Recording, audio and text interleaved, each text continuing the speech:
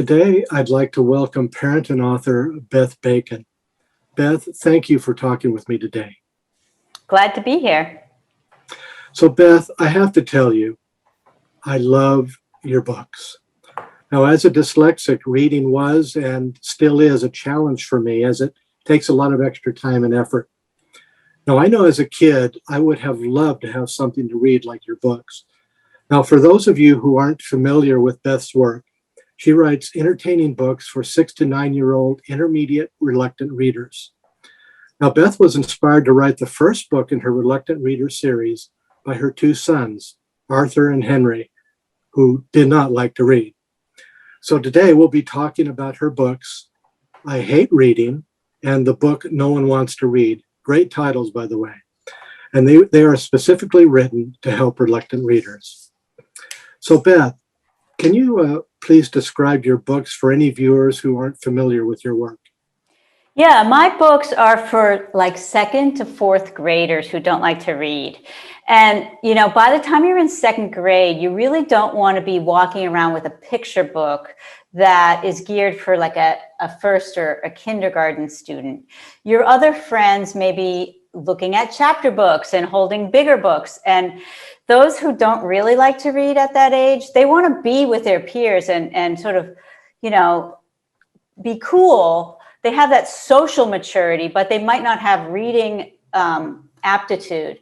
And so I really wanted to give those students something that had some heft, had a lot of pages, but not a lot of words on a page.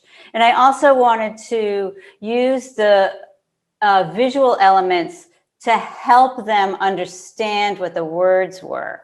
So I came up with these books. My first one is I Hate Reading. And it doesn't look like most other books. It doesn't look like, a typical picture book.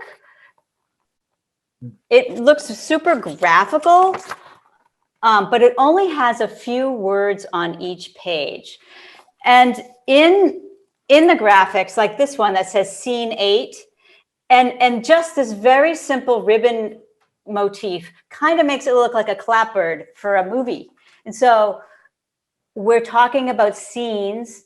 Scenes are in movies. That thing is the movie clapper that kids have seen on TV. It helps them understand what that word scene means. Because SCENE, wow, that's a lot of letters there. And do I pronounce them all? What's the S and the C doing? Which S sound, which C sound is it?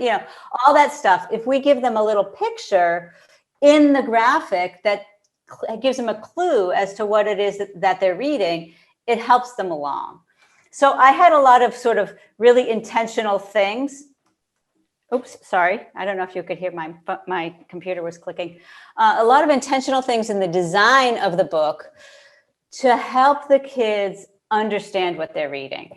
And even though it's got sort of the length of words that a picture book would have per page, these books have over 100 pages. So they're big, they're long, they're like chapter books, but they're easy to get through.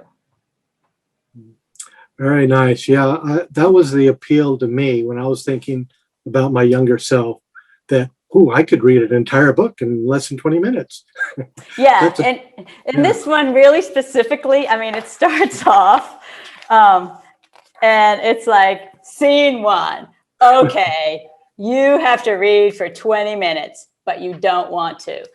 That's it. That's this drama that happens in households all over the country, because elementary schools everywhere have a 15 or 20 or 25-minute reading requirement for every night. And it was like that in our household.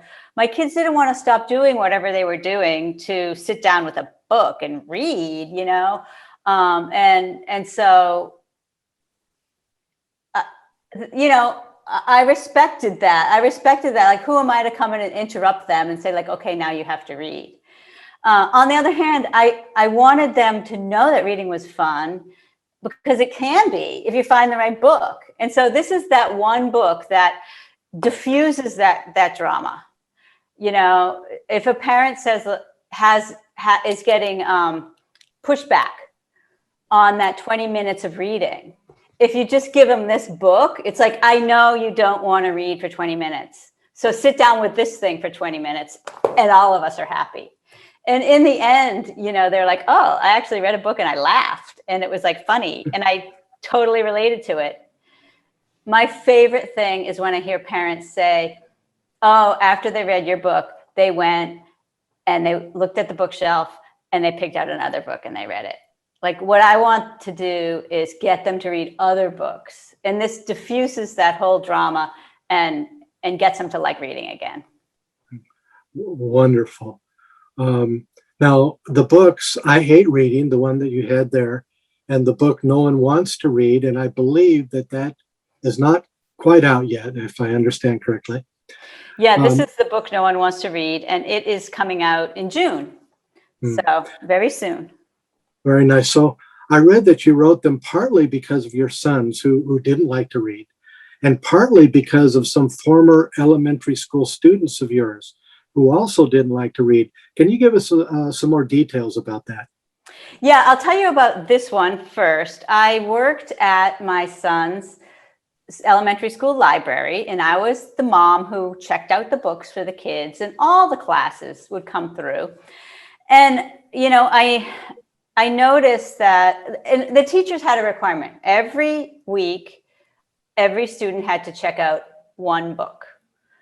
So most of the kids would happily go to like, oh, I love, you know, Geronimo Stilton, or I love Captain Underpants. And they knew where that series of books was in the library. And they would happily go and pick out a book in the series that they liked.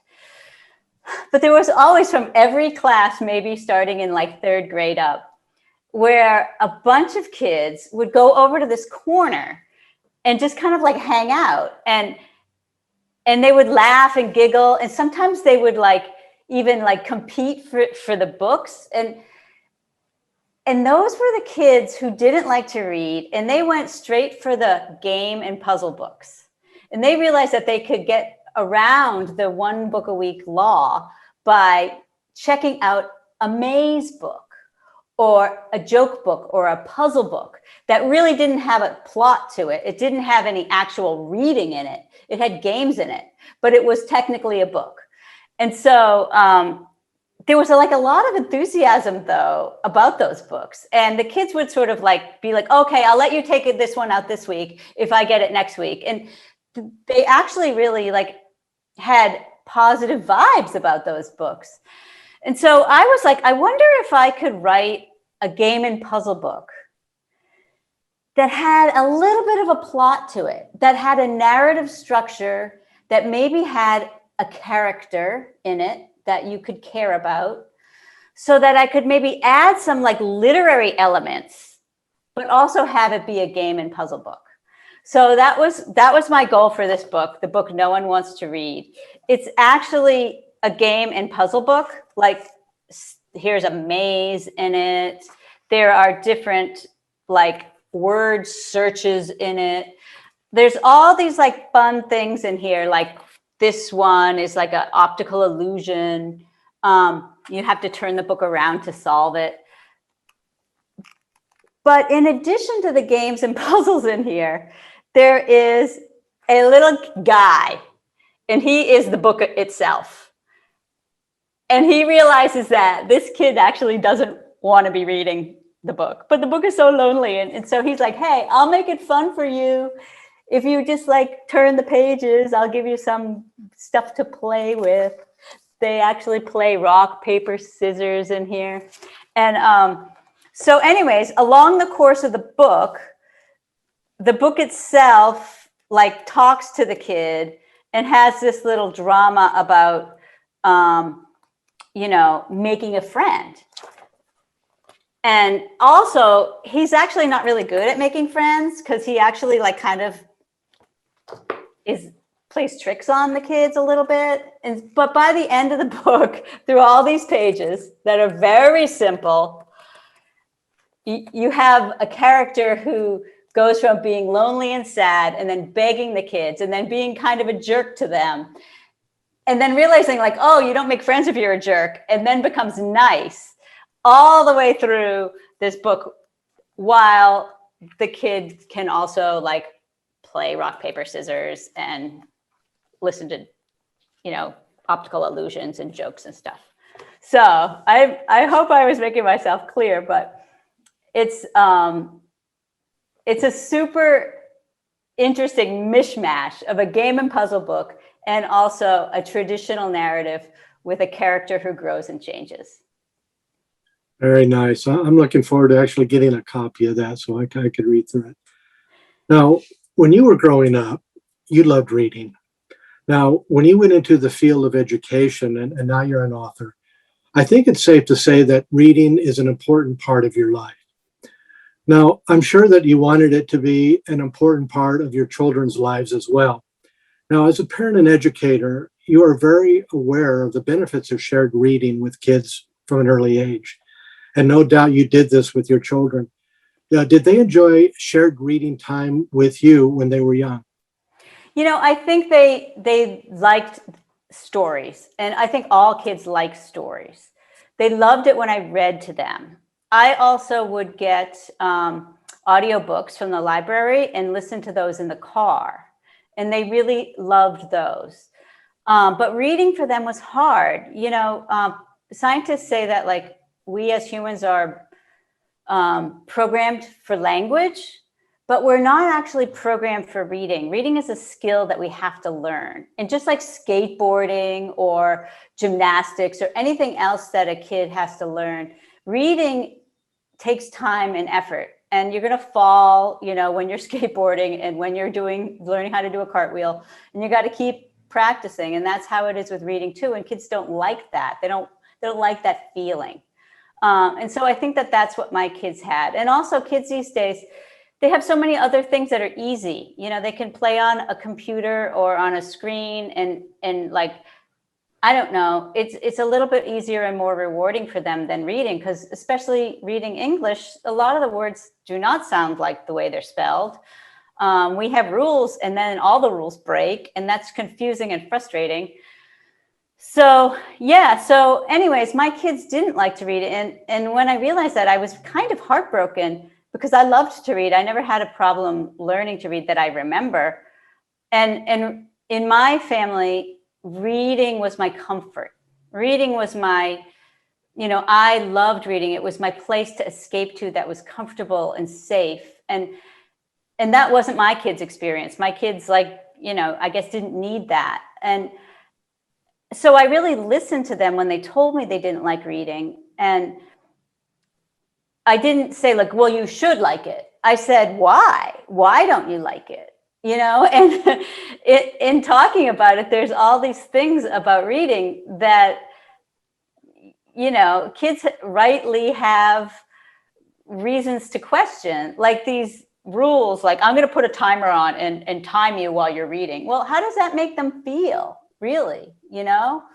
Or, like I'm at level M, but my friend is at level Q.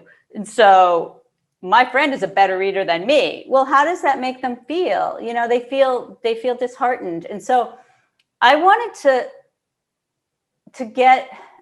let them have fun and sort of like not make them feel bad, and the book, I Hate Reading, it talks about all the things that grownups do that are silly to force kids to read. And it acknowledges that, it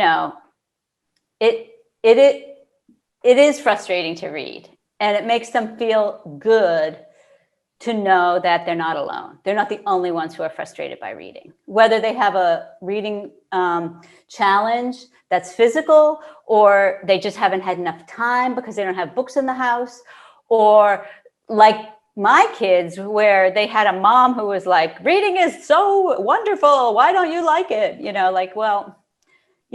not always wonderful for everyone. And maybe there could be books that acknowledge that, So that's what I wanted to do. Yeah. It's just like you have some people that love exercising and they'd be out jogging all the time. And you have others that have to force themselves to exercise. Reading's the same way. You have, especially if you have a learning like dyslexia, a learning difference, where it takes so much more effort to read, then can become a drudgery and not a pleasure. But I like what you mentioned early on, that your kids love stories. I think all kids in general love stories. I love stories. And that kind of helped me to want to be able to read, even though I would never be able to read fast, is to have that love of story, and to have some books that will help them, encourage them to read. Maybe not be a prolific reader, but just to be able to read and become competent in it, I think is a wonderful thing.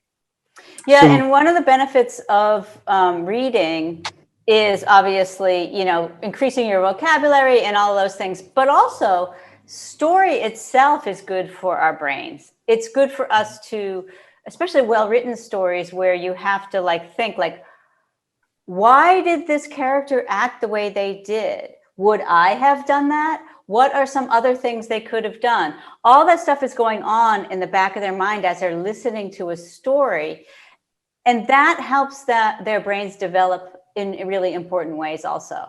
So I think that listening to any book on audio tape is great, because you're getting those benefits of thinking and critical analysis and beginning, middle, and end, and character, learning how to be a person in the world, is really, those are important things that reading also includes.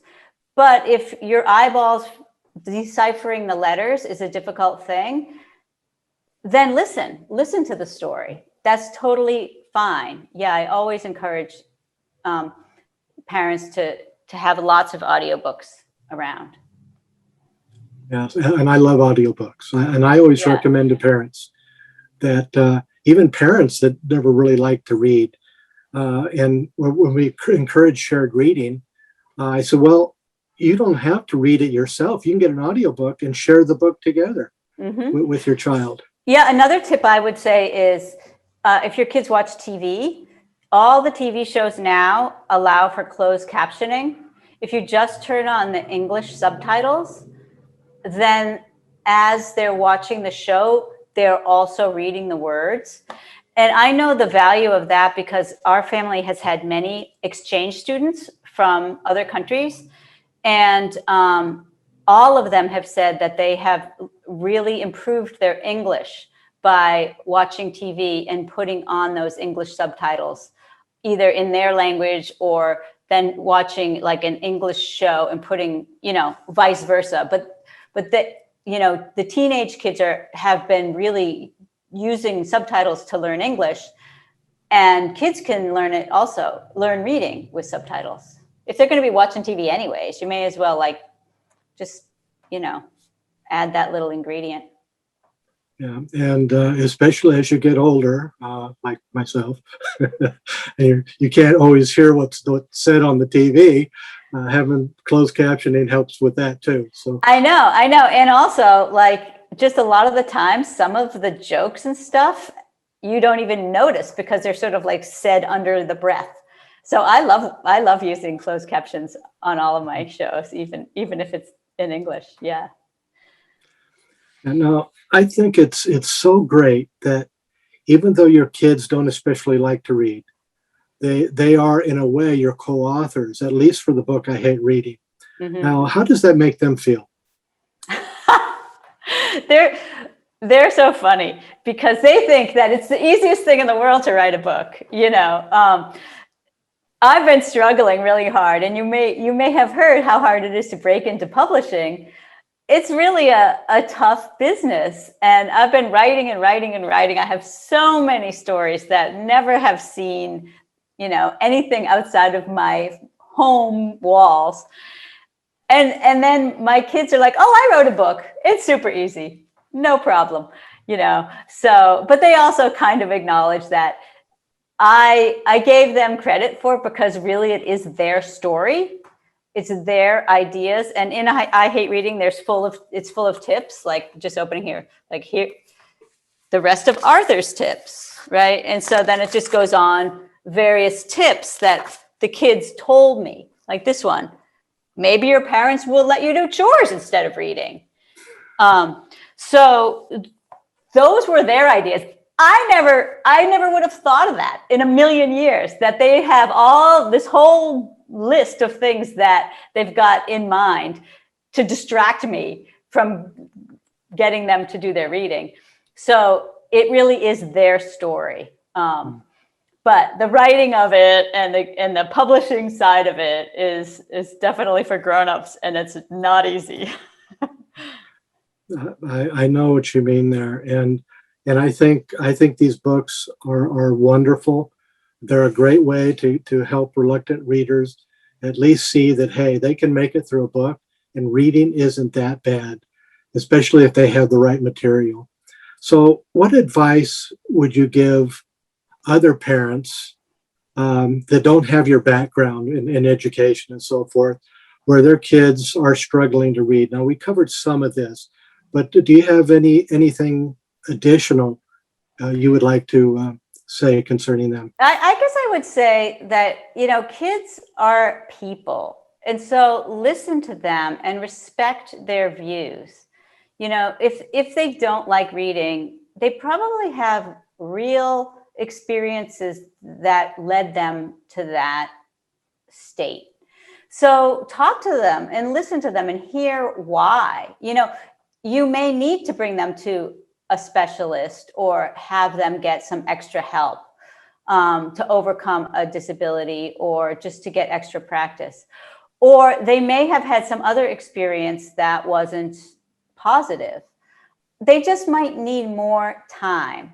And that's totally fine. If these kids were doing a sport like baseball and they were frustrated because they couldn't, hit a home run, you wouldn't get mad at them for it. You might just like, hey, let's go out in the backyard and play a little baseball until they got good at it. You need to have practice at these skills.